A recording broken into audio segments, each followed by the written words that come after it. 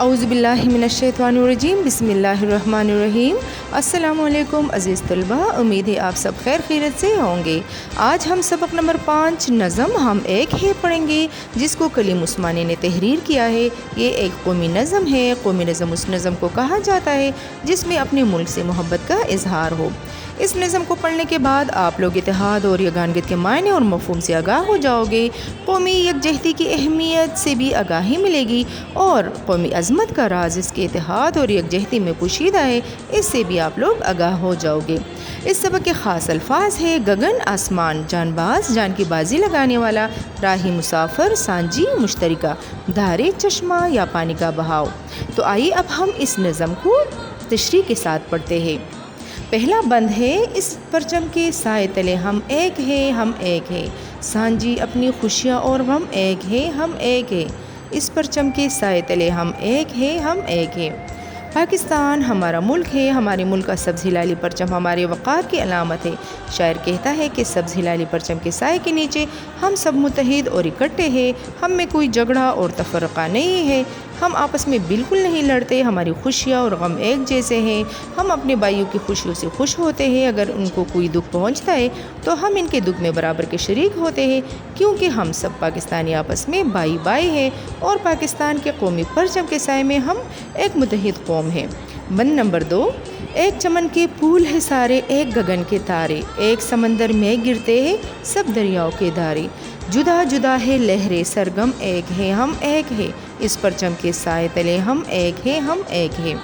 شاعر کہتا ہے ہماری مثال ایک باغ کی طرح ہے، ہم ایک ہی باغ کے پھول ہیں، چاہے رنگ مختلف ہی کیوں نہ ہو، اور ہم ایک ہی آسمان کے تارے ہیں، سارے دریاؤں کا بہاؤ ایک ہی سمندر کی طرف ہے، سب دریا اکٹھے ہو کر ایک سمندر میں جا گرتے ہیں، اگرچہ ان دریاؤں کی لہریں الگ الگ ہیں مگر ان کا مرکز ایک ہے، ہم سب ایک ہیں، ہم میں ذرا بر اختلاف اور فرق نہیں ہے۔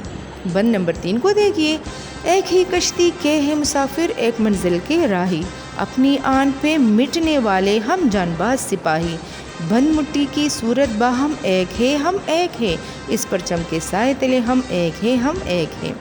شاعر کہتا ہے ہم سب پاکستانی ایک ہی کشتی کے سوار ہیں، ہمارا مدعا، ہمارا مقصد اور ہمارا نظریہ ایک ہے، اور ہم سب ایک ہی منزل کی طرف رواں دواں ہیں، ہم وہ خوددار اور بہادر صفائی ہیں جو اپنے وطن کی عزت و آن پر اپنی جان بھی قربان کرنے سے دریغ نہیں کرتے۔ ہماری مثال ایک بند مٹی جیسی ہے، جب سب انگلیاں اکٹھی ہو جائے تو وہ ایک مکے کی حیثیت اختیار کر جاتی ہے، ہم سب لوگ مجتمع اور متحد ہیں، ہمارے درمیان میں ذرا بر اختلاف و افتراق نہیں ہے، اس جھنڈے کے سائے کے نیچے ہم سب پاکستانی اکٹھے اور ایک ہیں۔ بند نمبر 4 کو دیکھیے: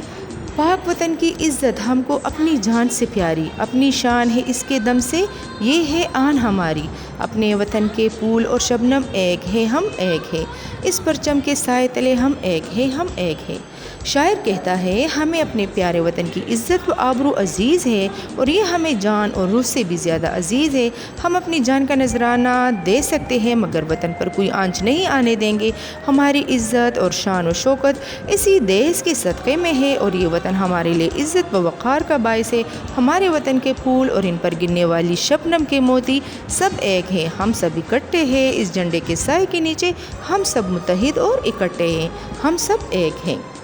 بند نمبر 5 کو دیکھیے: